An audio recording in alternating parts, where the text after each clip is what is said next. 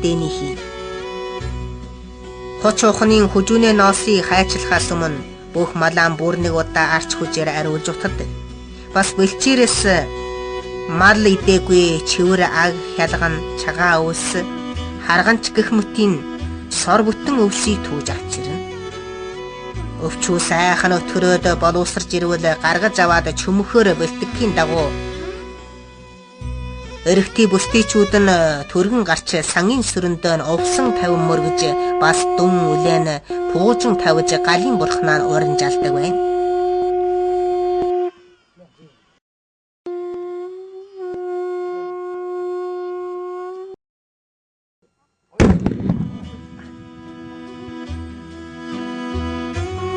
Өвчүү чансан шүлэндэн шар бадаа буюу тутаргаан хийж өөлөн гал дээр жигнэж болгоно. Шанж болгосон өвчүүгэн гаргаж авчирсны дараа өр бүстэй хөнөсөн чөмөд. Өвчүүг чөмөхтөө нь өмтөлж эвдхий чөөрлөн. Өвчүүн ясыг бүрэн бүтэн байлгахыг эрхэмлэн. Чөмсөн өвчүүгэн тавьдаг пяландаа нь юуны өмнө өнөөх түүж авчирсан жүйлийн өвсөн тавьж дээр нь чөмсөн өвчүүгэн тавина. Энэ нь арч санданаар галаан хөгжиж байх санаатай юм. Одоо бол чөмсөн өвчүүгэн чимэх явдал болно. Чөмсөн өвчүүн дээр нь чавга, сихэр, бурам, шүүмэл, шар тос гэх мэтийн олон жилийн амтад хэдээний хийхэн хамт арч хүчийг тавиад өнөөхө төмөн малын түрүү болсон хуч ухны ган хүжүүнээ ноосыг алгадаж том нь хэлгийн утас болгоод өвчүүгэн орооно. Энэ нь малын хэсгэн өргөж байхаа нь илтгэж байх юм. Энэ зэрэг бас 5 өнгийн торгон утсыг хамтруулж ороод энэ нь эмэгтэй бурхнаар өнгийн хувцас хунараар жасан чинж байх санаатай. Энэ үед бас тусгаагуул бэлтгэх хэрэгтэй. Тусгаагуул гэдэг нь өвчүү чансан шөлөн толсон хамар навч, сихэр, өрөм, шар тос, сүү болоод цэвэр бүтэн лонготой арк хийхээс тавьдаг. Өнөөдөр бол үнэндээ галын бурхан тэнгэр сахиусанд жолгож хүний ертөнцийн амьдрал авахыг хариу мэдүүлэхээр явах гэж байгаа бөгөөд хүмүүс минь галын бурханаа мордуулах гэж юмсын бэлтгэж байгаа юм. Галын бурхан бол охин бурхан. Иймээс 5 өнгийн торог дурданаар чимэн гоёж тэнгэрдээ уулах бөгөөд охин бурхан гэж хэл ам олонтой болохоор элдвэсний хэлхээс сэргийлж чавгаар амийн мал ааж явах санаатайгаас энэ өдрийн тахилгад өрхөөшөө чавх хэрэгсдэг. Бурхан тахдаг айлынхан бол гал тахихаас өмнө даалгын согоон бурхны өмнө үрдэг. Даалгын сог гэдэг нь өвчүүн хормойд байсан малын дөөлөн, галын будаа, өрөм, шүүмэл, мөсөн шихэр, чавга, тос жиргээр бүрдсэн амтад хэдэнэ пялиж ааж бий. Түүнээр бурхныхаа өмнө хүч шатаанур галтхах ёслол эхлэх боллоо. Хамгийн өмнө жуухныхаа өмнө ширээ тавьж тулгандаан жуулмаар. Ширээнийхэн дээр дөрвөлжин чивэр цагаан цаас тавиад дээр нь чимсэн өвчүү тусгаагуул галын архаан тавив. Тулган дээрх жул хүжээн өрөвсний дараа жуухандаа нь цэвэр ариун хужуулаар галаан хөгжиж дараа нь гэрийн ижин чимсэн пялтай өвчүүгөө авч ёсөлж мөргөөд пялаан ширээн дээр тавьж өвчүүгөө авч галдаан хийн. Дахлаа авсан гал баярлсан мөтөд үрэлжин бослоо. Энэ үед бүгдөө нь гэрийн эзнийг дагж ард нь мөн ёсөлж мөргөв.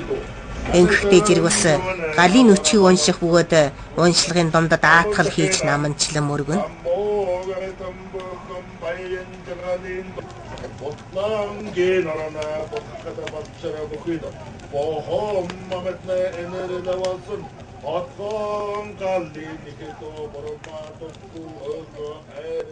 Мөргсний дараа хүн бүр өөрийн гараараа нь тусгаагуул галын арх, галын бутаагаан галдаан өргөн. Ширээн дээр дэвсж байсан өнөөх дөрвөлжин цагаан цаасан шатааж. Галын бурхан дээш морлоо хэмээн хос гараараа нь өргөн мордуулдаг. Энэ нь галын бурханаа нь дээш хөндлөн өдөн мордуулж яхахын ухаантай. Гал тахад хүүхэн хүн оролцдоггүй. Хүүхэн хүн бие жиргэд хурч харилахад сая харийн үүдэнд анх удаа галд мөргөдөг гинэ. Хүүхэн хүн гэж хадмын газар чи ятаа. Тиймдээ хадмын газарт л гал тахихаас биш дөрхмийн галыг тахдаггүй гэлээ. Энэ нь нэг хүнд зөвхөн нэг л тахдаг галтай байх ёстой гэсэн ёсыг хэлж буй бөгөөд нэг чухал нь галаан хүндэтгэн үжиж байх юм. Охин хүн харь газартаа хүндэтий, хад чогсон газартаа хүндэтий гэдгийн учир чи ийм. Гэвч гал тахсны дараа галын хишгэн эрхүш хүүхэндээ идүүлдэг. Хайрд мордсон хүүхэн нь хэдий өтгөлсөн ч дөрхмийн талын галын хишгийг заавал амснаа. Дөрхмийн талынхнаас нөөж байгаад хүрэх юм уу? Жилч хаансар айлчилж ирэхээр нь марталгүй идүүлэх, эсвэл ирж чадаагүйд нь дайлгаж өгдөг. Галын хишиг олж иддэггүй бүсгүй хүнийг дөрхмийн үүд нь хаагдсан айлын хүүхэн гэх юм уу? Галын хишиг хөргөж өгөхөд өрхөмжгүй гэдэг үлээ. Галаан тагч барсны дараа гэр даяараа дугуйлан сууж дадлах юм. Дадлах хийх гэдэг нь бурхныхаа өмнө үрж байсан өнөөхөө дадлгын согоо авчирж бүх гэрийн хүн нэг пяла галын бодаа махыг савлан авч галын ерөөл галын өчгийг уншин хишиг буйнаа нь хорой хэмээн хорилан уншиж гардаг хитэнэ өндөр өргөн зөвөр эргүүлж дадлага далалдаг.